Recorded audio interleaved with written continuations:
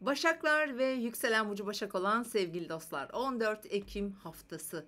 Evet, Başaklar da aslında bu haftaki dolunaydan ve özellikle bu haftaki konulardan önemli etkiler alıyorlar. Çünkü bu hafta Başaklar için ilişkilerle ilgili alınması gereken sorumluluklar diyelim bu alanda başlayacak.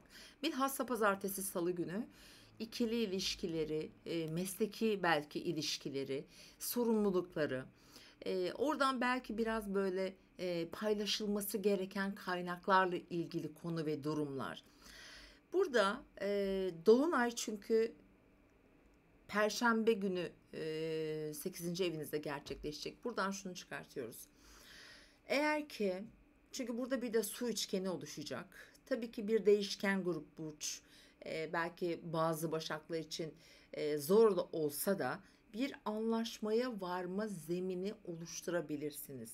Eğer ki ilişkilerle ilgili böyle bir takıldığınız, ilerleyemediğiniz, çare bulamadığınız eğer bir durumunuz varsa bilhassa salı günü burada gerçekten çok da güzel böyle bir su üçgeni oluşacak. İşte bu kardeşinizse mesela diyelim paylaşılması gereken bir miras var, bir iş var, bir ortak bir iş yapmak üzere birileriyle bir şey anlaştınız. Sonrasında belki başka gelişmeler oldu vesaire.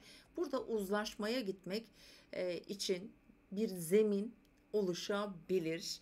Özellikle bu konuda beklentisi veya gelişmesi olan başaklar lütfen değerlendirin. Şimdi yönetici gezegeniniz Merkür Akrep Burcu'na geçti. Çünkü bu alanda hani girişim yapmak, başlamak, ticaret, eğitim veya bu alandaki beklentilerinizde burada böyle bir fırsat sunacak. Ancak şunu söylemek istiyorum. Bakın haftanın ortasına geldiğimizde böyle ani bir Uranüs-Venüs karşıtlığımız söz konusu olacak. Burada ani ilişkilerde yakın çevreniz olan ilişkilerden bahsediyorum bu arada.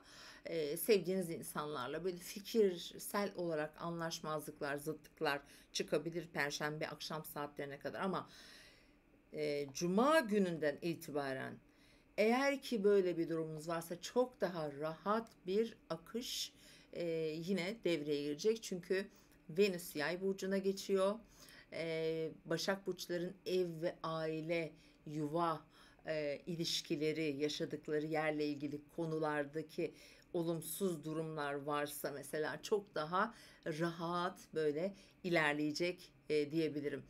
Evet, haftanın tam olarak çarşamba, perşembe günü finans konularınız devreye girecek. İşte anlaşma ve uzlaşma agresyonu tetikleyebilir. Sosyal çevreniz, arkadaşlarınız oradan belki biraz zorlanıyor olabilirsiniz. O çevreden bir takım anlaşmazlıklar gelebilir. Burada agresyonu iyi yönetmek gerekiyor sevgili Başak Burçları. Özellikle nerede? Finansla ilgili konularda. Çünkü para böyle alışveriş, borç alıp verme gibi oradaki dengeleri de yine iyi koruyun lütfen ki bu almanız gereken, hak ettiğiniz diyelim maddi manevi gücü ya da kazancı alabilin. Bu bir miras da olabilir, bu bir banka, bu bir kredi de olabilir açıkçası. Hani zaten Başakların burada para alanları 1,5 yıldır sürüyor ve bu dolunayla beraber biraz daha böyle görünür ve net olacak. Evet, haftanın hemen Cuma gününe geldiğimizde belki bir seyahat, bir küçük gezi, belki bir mahkeme hukuki süreç varsa bu Cuma günü de söz konusu olabilir. Destekleyen bir gün aslında toprak elementisiniz ve burada da güzel gelişmeler olabilir. Seyahat edebilirsiniz. Biraz araştırma, gezmek, tozmak böyle bir tatil planı yapmak olabilir ve hafta sonu geldiğinde de Başakların mesleki konuları devreye girecek. İşle ilgili gündemleri devreye girecek. Aslında Başaklar da şöyle söyleyebilirim artık bunca zaman hani yürüttükleri diyelim işte mesleki konuların işte belki bir meslek değiştiriyorsunuz. Buralarda da önemli güzel fırsatların geleceği ama ancak hala sizin yani Başakların hayat alanlarında en çok onları zorlayan işte tutan belki yatırımları oldu, yanlış yatırımlar yapmış olabilirler. Yaşadıkları özel hayatları, özellikle bakın Başakları belki biraz zorladı. Çocukları olabilir.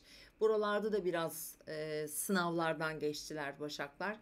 Çok zor olmasa da şu anda aslında gündem, yani duygusal olarak veya ruhsal olarak böyle onları besleyen şey ilişkiler olacak. O alanlardan da şu anda bir Plüto geçtiği için buralarda da böyle bir tık hani kontrollü ve doğru adımlar atmanız mantıklı olacaktır efendim. İyi bir hafta diliyorum sizlere de. Lütfen kanalımıza abone olmayı unutmayın.